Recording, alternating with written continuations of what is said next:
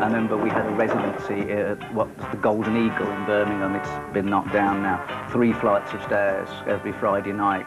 Jerry had this huge, great big ex-church organ, so 3 flights of stairs every Friday night, and then after you played and worked yourself into a real ladder, you then had to lug it all the way downstairs.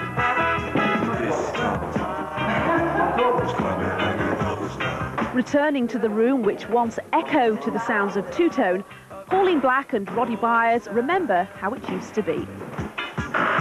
This place. 20 years ago, hundreds of small pub venues would play host to up-and-coming bands. Like the General Wolfe, most are now derelict. We had reggae nights there, we had punk nights there, we had ska nights there, we had Tropical Harmony Steel Band, which actually Charlie, who was the bass player and selector, used to front as a vocalist, which is really, really good band. More than nights like that. We had Noel's Cap across from the back gate where all the musicians and everybody used to congregate after the gigs, and we had fish and chicken and red mullet fish and from the ovens, and that was quite a good thing going on at the time. I remember us being all set out and we took up the whole of the room. No, that's a shame. It's a shame. Shut up! Oh, look at that. I don't remember there being a fire up here ever.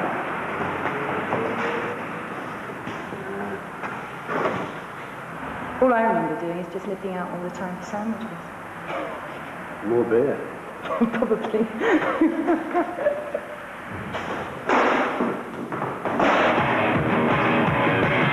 By the end of '78, the Specials had built up a fanatical following, particularly in their hometown. They developed a reputation as one of the best live bands around. Their regular gig was Tiffany's in Coventry, now the city's central library.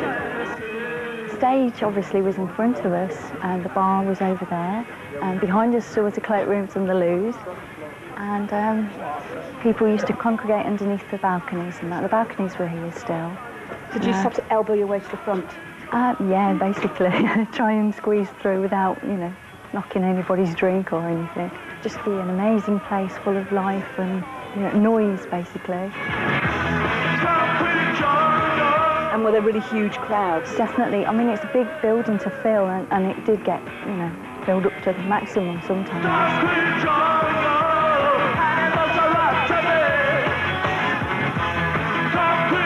The lyrics, I mean, we could all relate to what they were singing about. It wasn't, you know, they weren't singing Dancing Queen or anything like that. It was, you know, home-bred lyrics.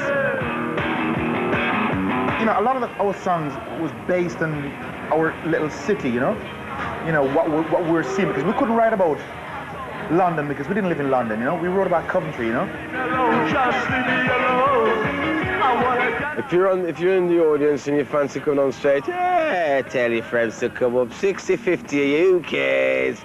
We were fine with it, you know what I mean? So you could come to a special gig and there's going to be mayhem.